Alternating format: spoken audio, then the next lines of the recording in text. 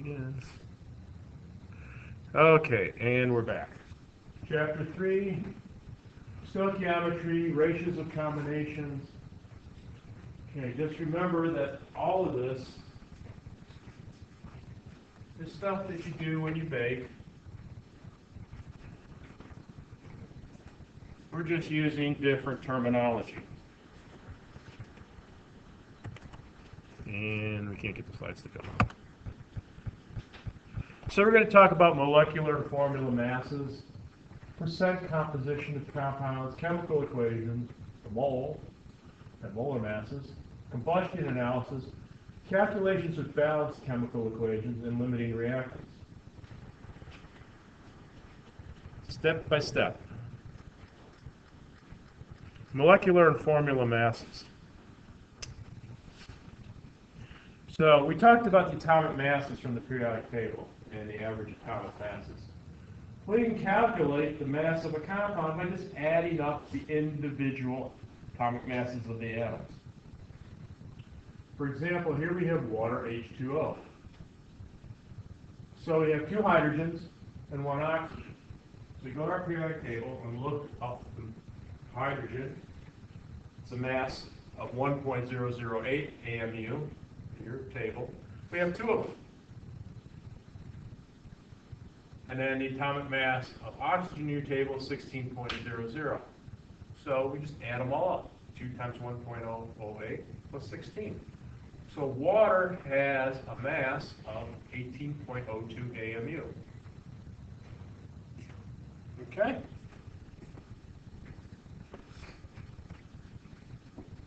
Now, water is a molecular compound, ionic compound, sodium chloride and that. They don't form molecules, they form what are called formula units.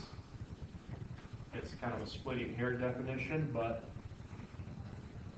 we can calculate what's called the formula mass. So if we're talking about ionic compounds, we're doing the formula mass. It's the same principle. So we did sodium chloride, NaCl. We would look up sodium on our table as 22.99, and chlorine on our table is 35.45, and you add them together. Whatever that comes out to be, 58 point something.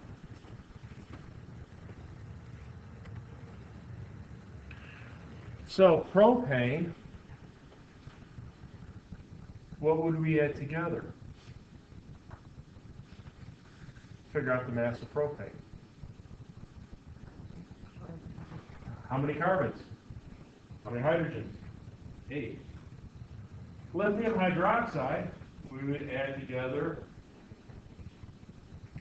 lithium, oxygen, and hydrogen.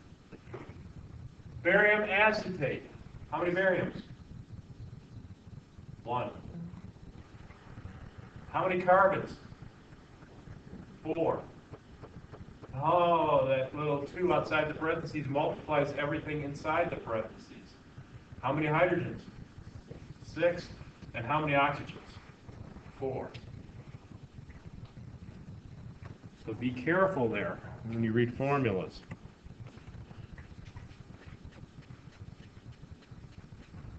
So you can see the last one, we have 1 barium, 4 carbons, 6 hydrogens, and 4 oxygens.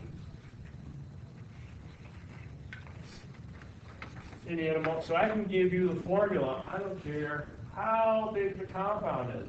The formula for penicillin, the formula, you can figure out how much it weighs. You just got to add them all up.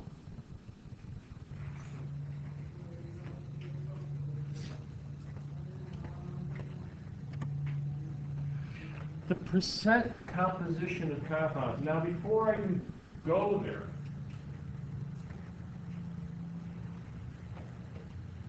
percent in general is what? What's the formula for percent in general? Part over a whole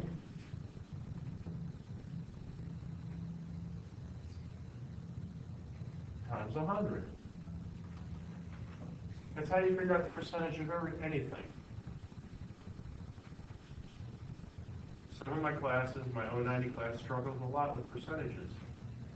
I can't do percent, they keep saying to me. And it's pre-nursing majors. So the majority of the class is of a certain gender. I keep politically correct here. He says, really, you can't do percentages.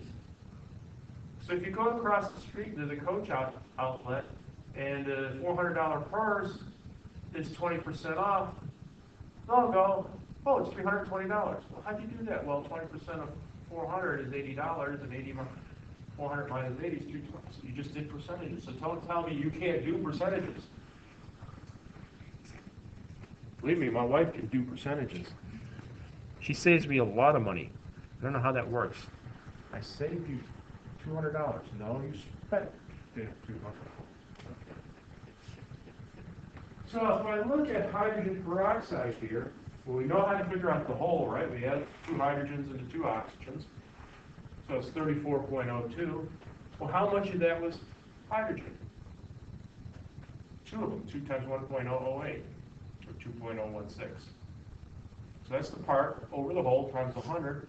So the percent hydrogen is 5.926%.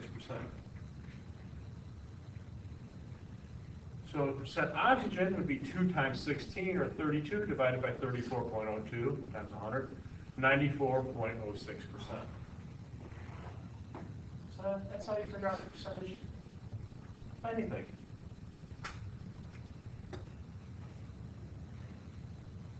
So if I were to give you a piece of steel, ask you how much iron is in it, and we had a method for determining iron, you would take a piece of steel and weigh 10 grams. And you do your little chemical analysis and maybe precipitate out iron, and you find out the iron was 8 grams.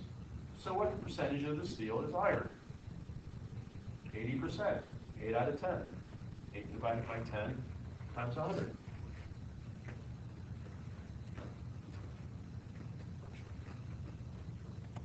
And you're actually going to do that in the lab that you're going to do. Well, you're going to remember this afternoon you're doing both scientific method, and you're going to start separation of the mixture, and I'll explain that in the lab.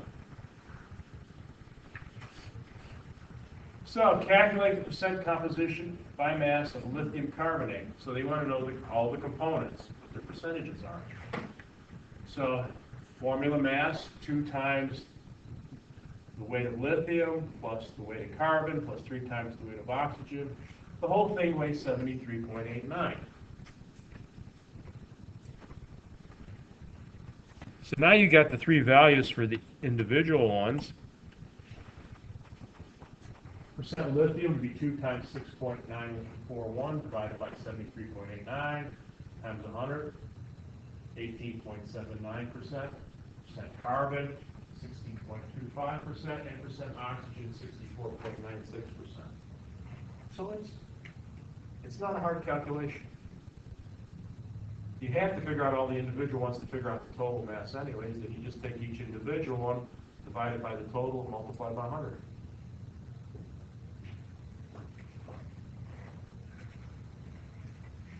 Questions on that? Okay.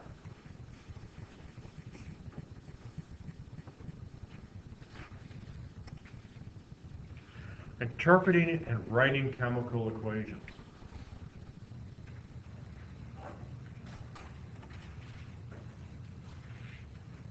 So, chemical reaction at Dalton, when we talked about atomic theory, his third hypothesis, is the rearrangement of atoms in a sample of matter. So we talk about rusting of iron, chemical reaction, an explosive combination of hydrogen and oxygen to produce water.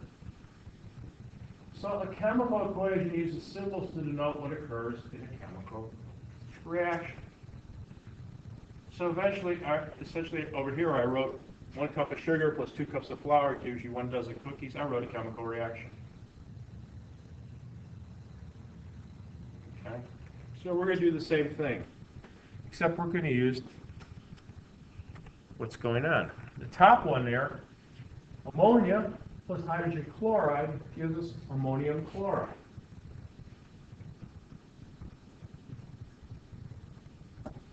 The bottom one says calcium carbonate. Now we're doing something to that. It goes to calcium oxide plus carbon dioxide. So right away, we're describing what's happening. That's what the little arrow does. It tells you which way we're going. The stuff on the left are called the reactants. Just like in our baking example, sugar and flour we call them ingredients. Here they call them reactants. The stuff on the right is the product. In our baking example, the dozen cookies was our product. That's what we're producing. So now we know what we're starting with, and now we know what we're going to produce. Because I could have said a cup of sugar, 2 cups of flour. Think about all the things you can make with sugar and flour. I could have said 1 cake. But I know in this case I'm making cookies. So I know what I'm ending up with. So I know what to expect.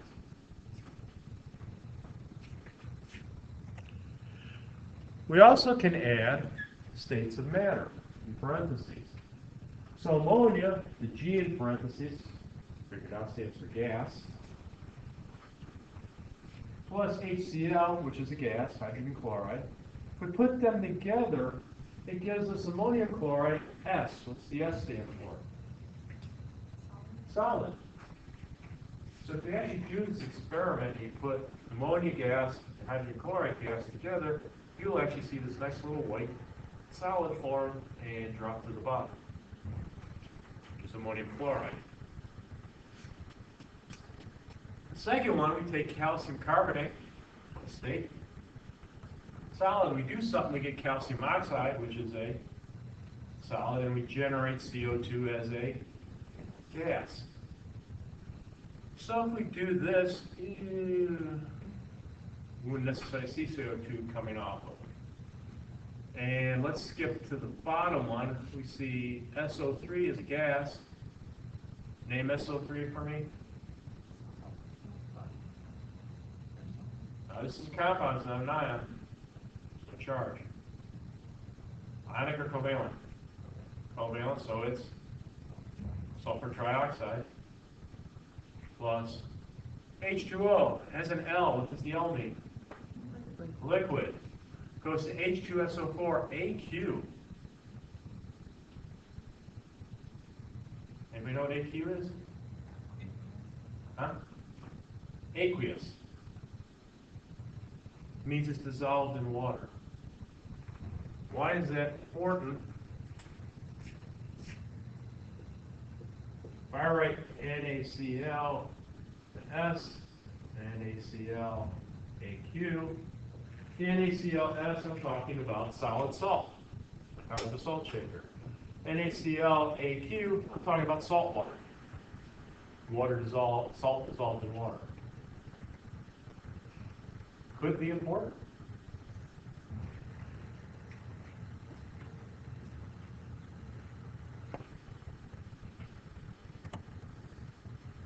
So here with allotropes, here I have C, sometimes you see this, and you're talking about using carbon in the form of graphite, burning it, that's what O2 means, you're burning it, to give you CO2, and carbon in the form of diamond, burning it, and oxygen to give you CO2.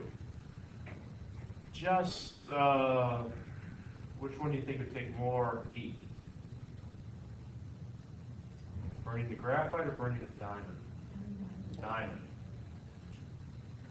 So if I said you're going to set up an experiment and you're going to burn carbon to give you CO2, say, okay, I'm just going to build a little fire here. Then I hand you a bunch of diamonds. You know, I ain't going to do it. But I'm not handing you a bunch of diamonds.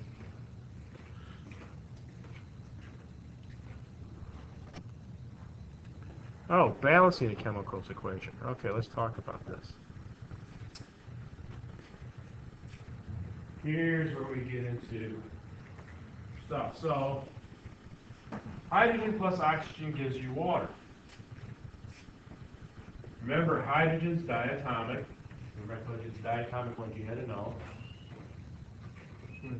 Oxygen, so those are our reactants, can end up with water.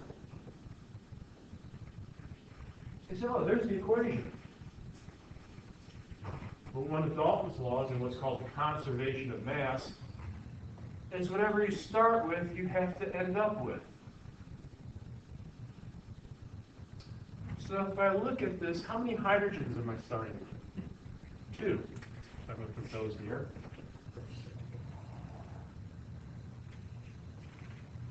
How many oxygens am I starting with? 2. On the right side, how many hydrogens do I have? How many oxygens? 1. That didn't work out very well, did it? No, so there's something wrong here. If I started with 2 oxygens, I have to end up with 2 oxygens, right? I'm going to put the other oxygen here. But I know the oxygens go with the hydrogen, so if I have another oxygen, I got to have what? 2 more hydrogens. So how many? Now I got 2 oxygens on both sides, but now I got 4 hydrogens on this side. So I need what? On the left side, 2 more hydrogens, right? So how many H2s do I need altogether?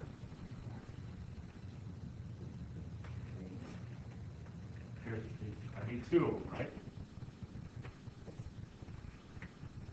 How many waters am I going to end up with? 2. So that's what's called a balanced equation. Notice, with a balanced equation, you can only add what's called coefficients. You can only add numbers in front of the molecules. You can never, ever, ever let me see you change the subscript. You can never, ever change the little numbers. You can't add a number in between. You can't say H2, 2. You can't do that. It has to come in the front. The coefficients in the front multiply everything in that molecule. So here we have 2 times 2 is 4 hydrogens. Come over here, we have 2 times 2 is 4 hydrogens. Here we have 2 oxygens. You don't see a coefficient, it's 1. Over here we have 2 times 1 is 2. So now we have the same number of atoms on both sides. It's balanced. So what? What does this tell me? Can I make 1 water molecule by combining hydrogen and oxygen? No, I can't. I need 2 hydrogens, 1 oxygen, give me 2 waters. If I go back to my baking thing, 1 cup of sugar, 2 cups of flour gives me 1 dozen cookies. I need to, if I just said sugar and flour gives me cookies, you're going to ask me how much sugar, how much flour, and how many cookies I'm going to get. So what do we call that baking? You're going to follow the recipe. A chemical equation is a shorthand recipe. I want to make water. I got to start with 2 hydrogen molecules, 1 oxygen molecule. I'm going to end up with 2 water molecules. So now I have my recipe. Now I know how to mix them together to get what I want.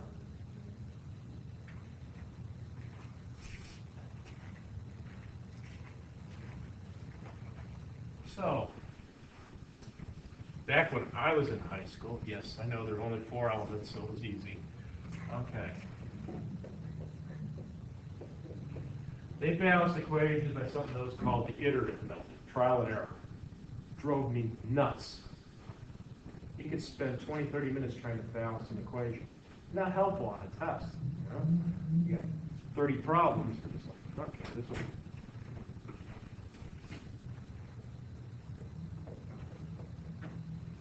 So I'm going to give you some hints. They're not in the PowerPoints. So here we're burning natural gas, methane. Methane, CH4 plus O2 goes to CO2 plus H2O. If you have an equation, always leave hydrogen and oxygen to the end. And out of those 2, whichever one's by itself, I leave to the end of the end. So if I'm leaving hydrogen and oxygen by itself, I'm going to start with what? Carbon. How many do I have on this side? How many do I have on that side? Perfect. Like that. How many hydrogens do I have here? 4. How many do I have over there? So how do I get 4 over there? I gotta put a 2 here. Perfect. How many oxygens do I have on the left? 2. How many do I have on the right? Try again. 4. I have 2 here. But 2 times 1 is 2. So 2 plus 2 is 4. I got 4 on this side, but I only have 2 on this side. How do I get 4 on this side? Put a 2 in front of the O2. So the recipe, quote, the balanced recipe, to burn methane, I need 2 oxygens, and I'm going to get 1 molecule of carbon dioxide and 2 molecules of water. That's pretty straightforward. Do you do that with everything? Oh, definitely too easy. So let me change some things here. Use the second hit.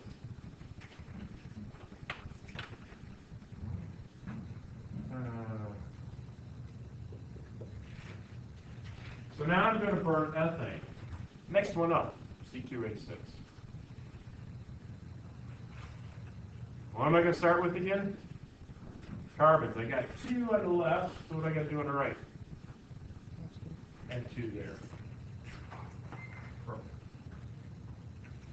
How many hydrogens I have on the left? So what I got to do on the right? I got to get some number times 2, which is going to give me 6. 3. So there. Carbon and hydrogen, no problem. Okay, we got 2 oxygens on the left. How many we got on the right? Try again.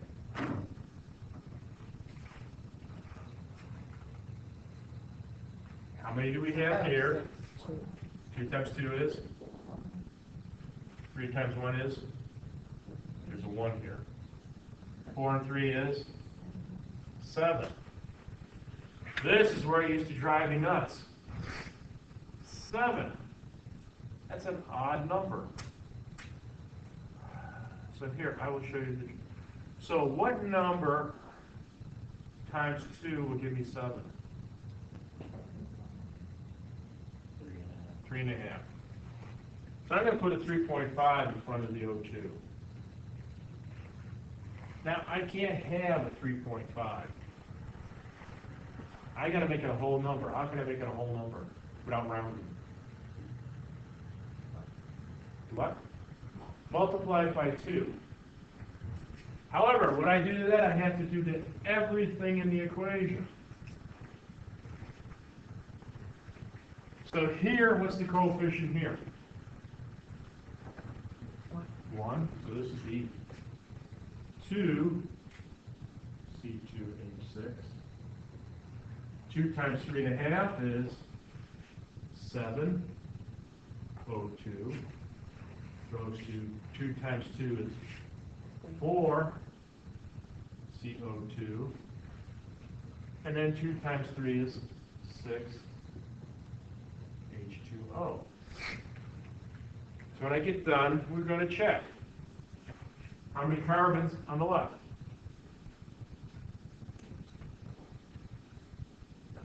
4. How many on the right? 4. How many hydrogens on the left? 12. 2 times 6 is 12. How many on the right? 12. How many oxygens on the left? 14. Okay, on the right, here I got 4 times 2, which is 8. 6 times 1 is? 8 and 6 is? 14. So now I'm balanced on both sides. So there are 2 steps. I balanced the equation. That used to take me 20 minutes. I'm just stopping the